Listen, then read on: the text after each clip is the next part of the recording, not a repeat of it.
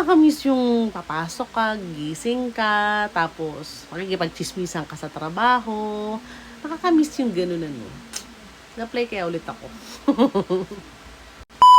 Paano nga ba maghanap ng trabaho sa panahon ngayon? Yan ang pag-uusapan natin kaya sa mga hindi pa nakakilala sa akin, ako nga pala si Marian Sigioyaw. Pero bago ko kayo bigyan ng tips dyan, hayaan nyo muna ako magkwento. Dati kasi ako, naghahanap talaga ako ng trabaho through online. Kasi nahihirapan ako yung punta-punta ako dito, magbabakasakali ako, kaya naman magtatanong ako sa kaibigan ko kung may opening ba sa kanila. Although minsan nakakatulong din naman yun. Pero para sa akin ngayon nowadays, mas mainam na yung maghanap ka online. Gaya ng Jobstreet. 'Di ba? Doon ako talaga pinaka naghahanap ng online kasi hindi naman kunyari may mga times talaga sa negosyo ko na kaya pa ng ano ko, ng time ko na pagsabayin yung pagnenegosyo at the same time pagtatrabaho. Kaya nag-a-apply ako. So, nag-a-apply ako, siguro mga 3 times na akong nag-try online, tapos, na-accept at nagkatrabaho na din ako sa pag-online. So, nag-ano ako doon, nagtatry ako doon. Tapos, doon kasi makikita ko talaga na malapit lang siya. Kung saan malapit sa akin, mapipili ko siya. 'Di ba hindi ako mahihirapan na punta pa ako dito. Ako pa naman kasi yung tao na ayoko yung malayo yung trabaho ko sa bahay ko. Gusto ko as much as possible, kung ma-maximize ko naman yung sa area ko na malapit, doon ako talaga mag-apply. Pero ayoko, yung nagtatry ako na punta ako dito sa area na to, tas hanap ako, check ko kung merong mga hiring or kaya na may mga wanted, mga ganon. Pero kasi hindi na uso yun. Yung mga other companies, na sila, nagpo-post na sila din online. So, kaya naghahanap ako ng trabaho or ng job vacancies sa online. So, bigyan ko kayo ng 3 tips kung paano kayo makakapaghanap ng trabaho online. Tips number 1, i-search nyo yung Jobstreet. Jobstreet talaga yung makakapagbigay sa inyo rekta ng base sa gusto nyong posisyon. Kung meron kayong talagang posisyon na gusto nyo or yung sabihin na natin may experience na kayo doon nyo makikita kung may mga qualifications na kasi doon eh. So, i-explore nyo siya. 'Di ba? O kaya naman magpatulong kayo sa mas may alam or nakapag-try na. Pero kasi nung before wala naman din akong alam sa pag-check doon. Basta ini-explore ko lang siya kung ano yung qualifications, kung ano lang in-year sa akin. Wag lang kayong magsawa na mag-check kung ano yung mas malapit sa inyo kasi meron kayong makikita na mas near sa inyo, yung hindi kayo mahihirapan na puntahan siya. 'Di ba? Syempre kapag nag-apply naman din kayo online or nagpasa kayo, nag-submit kayo ng resume niyo online, is agad-agad matatawagan na kayo. So syempre na yung mas madami yung pagsesenda ng resume niyo, mas more chances of winning yun. 'Di ba? Makakapamili pa kayo. Tas minsan doon, naka-post kung magkano yung yung sasahurin niyo. Minsan talagang sila doon, transparent sila para hindi na kayo mag-expect kung magkano or hindi na kayo magtanong kung magkano ba yung sasahurin nyo. So, using that app, magagamit nyo yan para makapaghanap kayo ng trabaho. Meron din dyan mga work from home or yung mga part-time job na tinatawag.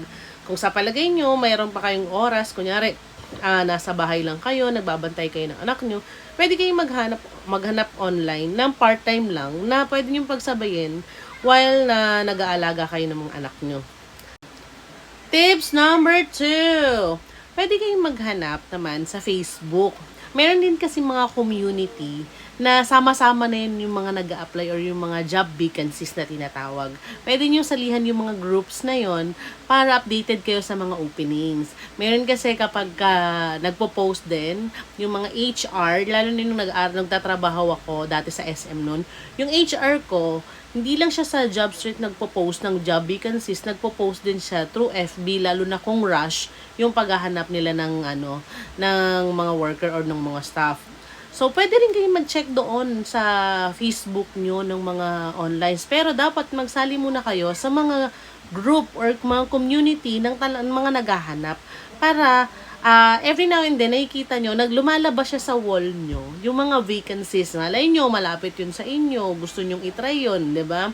So, mas malaki yung chances na makahanap kayo ng trabaho kung magsasasali kayo sa mga community, gaya ng mga, kung ang hanap mo is, kunyari cashier, mga ganyan. O, may mga ganyan, job vacancies ng cashier, o kaya naman yung sa mga HR. Basta, sa Facebook, madami na yan. Madami na yan. Sama-sama na yan yung mga, yung mga naghahanap ng trabaho. Kaya samahan na naghahanap ng trabaho. Meron din yung mga group na ganyan, may mga community na ganyan, 'di ba? Meron pa yung mga nakarekta siya sa area kung nasaan kayo. So para hindi na kayo mapupunta pa sa malayo, baka mamaya ang bahay nyo Quezon City tapos yung job vacancies na Davao pa. 'Di ba? Hindi naman din malapit lang din sa inyo. Ganun, 'di ba? So dapat kapag salihan nyo din lahat para more chances of winning. So, nag-aantay kayo sa job street na may mag-email sa inyo. At the same time, nakakakita kayo ng mga post online sa Facebook. Diba? At tips number 3. Lastly, mag-ask din kayo sa mga family or friends nyo kung meron bang opening sa trabaho nila. 'Di ba? Isa din yun din sa mga pamamaraan ko before kung paano ako makakakuha ng trabaho ko. So, meron kasi sila mga yan nasasabihan din yan sila or nakikita din nila kung meron bang opening sa nila, sa trabaho nila. So, yun din yung isa sa pamamaraan kung paano ba tayo makakakuha ng trabaho sa paggamit ng mga resources natin or sa pagtatanong. So, minsan kasi nahihiya lang tayo, hindi natin alam na meron pala silang alam, pero dahil hindi natin sa binigyan ng pagkakataon or hindi natin binigyan ng pagkakataon natin na magtanong, hindi natin nalaman na meron pala din silang vacancies. 'Di ba? Naghanap-hanap pa tayo, nag-aksaya pa tayo ng oras natin, pero magtatanong lang pala tayo, hindi pa natin nagawa. So, may mga ganun kasi ako nung time, meron din ako yan, recommended ng kaibigan ko, tapos sinaplayan ko. Meron kasi yan sila na kung saan sila mismo nag-a-apply. Na talagang alam mong legit kasi sila nagtatrabaho. Yun din naman kasi yung isa sa pinakamabilis na way or pinakamagandang way para malaman mo kung ina-applyan mo, legit pa ba. So, bakit ko ba ginagawa to? Kasi gusto ko din na matulungan kayo. Gaya ko, alam ko na may mga oras na kahit na nagtatry na tayo magnegosyo, meron times na napanghihinaan tayo, tapos gusto na lang din natin ulit bumalik sa pagtatrabaho kasi gusto natin yung salary na alam natin kinsenas katapusan meron, 'di ba? So, pero hindi naman 'yun dapat maging hadlang or hindi naman dapat 'yun ang isipin natin. Pwede kasi tayo mag-multitasking. Kaya natin 'yun, magtrabaho at the same time magnegosyo. Kahit na small time business lang 'yan, basta magnegosyo tayo, maganda meron pa rin tayong sariling kita na hindi nanggagaling sa pangangamuhan. Mas magandang ma-experience natin na meron tayong sariling negosyo para may sarili tayong oras at meron tayong sariling pera. 'Di ba? Hindi tayo nagantay ng kinsenas katapusan. Minsan kasi ang pagtatrabaho, dahil sa mga utang natin, kulang pa yung sinusweldo natin. Siyempre, kailangan natin tustusan yung pang-araw-araw natin, pero mas maganda na meron tayong sideline para may mga chances na yung sahod natin, hindi natin talaga inaantay para lang ipambayad. So, ang kalaban ko kasi dito, lalo na yung mga yung mga nag-offer ng mga kala mo trabaho kasi talagang yung mga front nila is job vacancies or job offer.